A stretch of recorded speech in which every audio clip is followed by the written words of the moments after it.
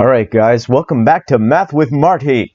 And in today's episode, we're going to be talking about the method of elimination. And we're going to use two separate examples. So, in the top example, top left, this is example 1. We've got two equations. Now, the goal of elimination is very simple. All you want to do is you want to make the lowest common multiple for one of the two variables, either x or y, across both equations.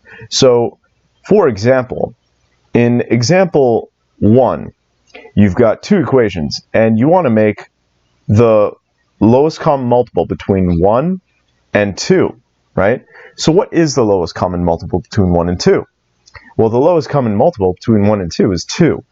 So what I'm going to do is I'm going to force this guy right here to be a 2. How do I do that?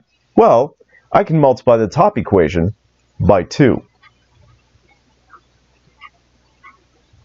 And what does the top equation become? Well, if you multiply everything in the top equation by 2, this becomes 4x plus 2y equals 12.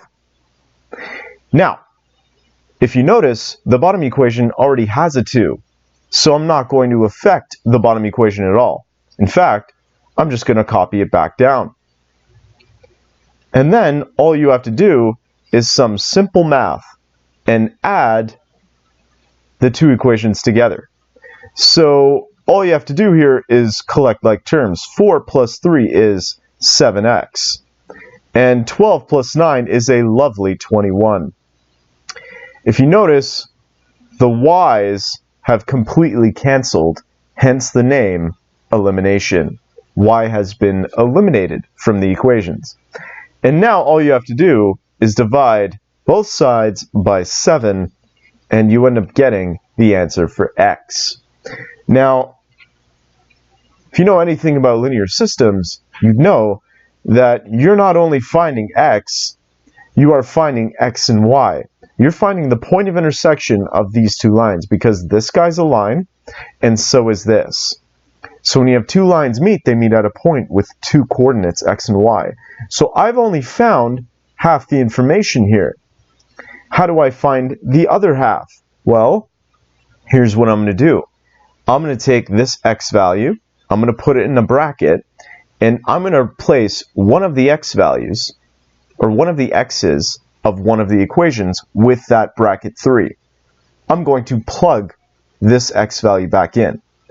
So it doesn't matter which equation you use, but to me it's very advantageous to use the top one because there's nothing beside this y, okay? And so it'll make isolating for y a lot easier.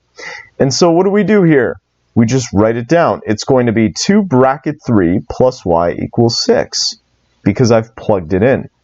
So it's going to be 2 bracket 3 plus y equals 6. And then I'm going to do the math here. And I get 6 plus y equals 6. And I'm going to move the 6 over, and it's going to become a subtraction. So y is going to be 6 minus 6, which happens to be 0. And then what I'm going to do is I'm going to state my POI. So my point of intersection, POI, is equal to the x value first, which is 3, comma, the y value, which is 0. And that is how you do simple elimination. If you notice, I only had to multiply one of my equations by a number, just one of them, to make a lowest common multiple. However, there are certain examples, like in example 2 here, where I have to multiply both equations by a number in order to achieve a lowest common multiple. So, if you notice, I eliminated y in example 1.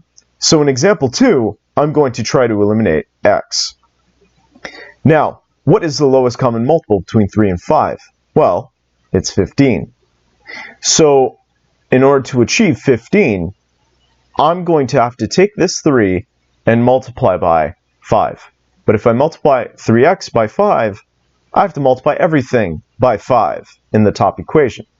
So if I multiply the right side by 5 and the left side by 5, I wonder what I get. Well, I would get 15x this time, plus, let's see, what's 5 times 4? 20y, equal to 5 times 14, and that so happens to be 70. Now, I've achieved 15x. Okay, so I've made x the lowest common multiple that I wanted. Now, how do I convert 5 to a lowest common multiple? Well, I'm going to multiply everything in here by 3. Now, what is that equation going to turn into? Well, it's going to be 15x plus 18y equals to 54. Now, here's the issue. If you notice, in example 1, those two signs were exactly opposite, which allowed me to eliminate my y in the first example. Here, I'm not afforded that luxury. I'm not given that luxury. So I have to force one of the signs to be opposite. So just remember this stage.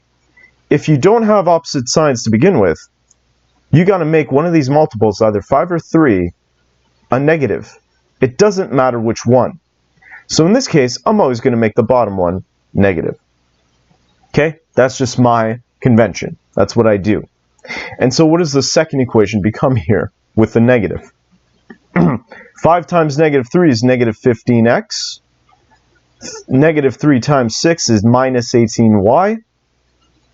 And on the bottom, I don't have 54, I have negative 54. See, because now, if I do simple addition,